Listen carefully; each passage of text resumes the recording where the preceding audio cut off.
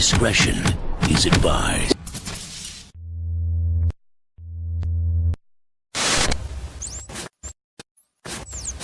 A community full of questions this morning after 2 deputy-involved shootings in one South Florida city, all happening within the span of several days. Hundreds of people calling for change at a meeting with the Broward Sheriff's Office.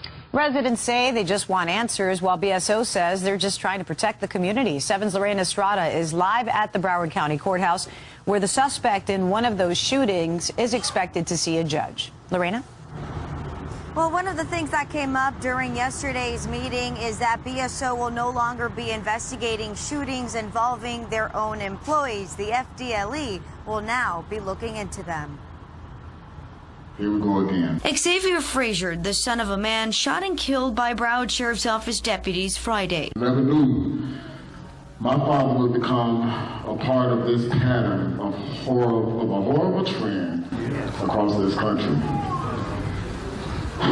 To shoot first and ask questions later. Frazier, beside his attorney Benjamin Crump, spoke to a crowd of hundreds at Bethel AME Church Monday night. Deputies responded to a domestic disturbance on the 300 block of Northwest 14th Street Friday night. When they arrived, deputies reportedly encountered Gregory Frazier, who, according to Crump, was sitting in this chair when he was shot and killed. Even when you're convicted on death's row, they ask you what you want for your last meal.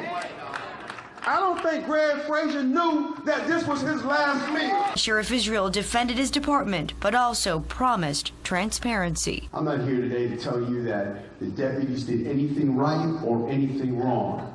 That's what this investigation is all about. We are on the same team. We want the same thing that you want, truth and justice. Also addressed in the meeting, BSO will no longer investigate shootings involving its own employees. That includes this incident Monday morning involving 17-year-old Dalvin Williams. The driver of the vehicle backed his vehicle in to strike our deputy. Our deputy, fearing for his life, actually dove back into his marked unit. Another deputy fired at least one round at the subject. The teen was hit in the shoulder and transported to the juvenile facility after treatment. The subject was taken to the hospital. He was treated. He was released, and he will be charged accordingly. Williams has been charged with aggravated battery on a law enforcement officer. Reporting live in Fort Lauderdale, Lorena Estrada, Today in Florida.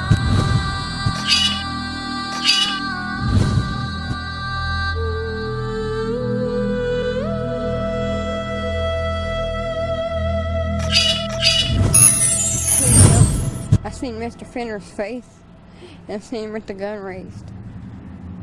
The third shot he shot hit Officer McKeeman. Hamrick says police officers arrived on the scene. Fenner ran. She says she hasn't seen or heard from him since Saturday. My brother tried to run. The officer shot my brother in the back. My brother returned and returned fire. Monday night, we also spoke on the phone with a woman who says she's Fenner's sister. She says people who were at the scene said her brother was wounded in the shooting and that he shot the officer in self-defense because the officer came out of the woods. Shelby police say they haven't seen Fenner, so they don't know if he's wounded. Police say they're still investigating, so they don't know if the canine officer fired his weapon. My heart goes out to the family of the officer. Fenner's sister says she hasn't heard from her brother, who is a father of 3. She describes him as a big goofball. What do you say to your brother now, if he can hear this? That I love him, and I hope the police don't kill him if he's not already dead. Ashley Hamrick also has a message for Fenner. Turn yourself in, because it's not going to end pretty. Colleen Harry reporting. Colleen says Shelby police say they have heard the suspect was hit and that he wasn't. They've heard it both ways. Not seeing him, they say they honestly can't confirm either one at this point. Also, we looked into Fenner's criminal history, and just for Cleveland County, he has a rap sheet that includes trespassing, assaulting an officer, and carrying a concealed gun, among other things. Police also say they've been in touch with local authorities in other states where it appears he has family.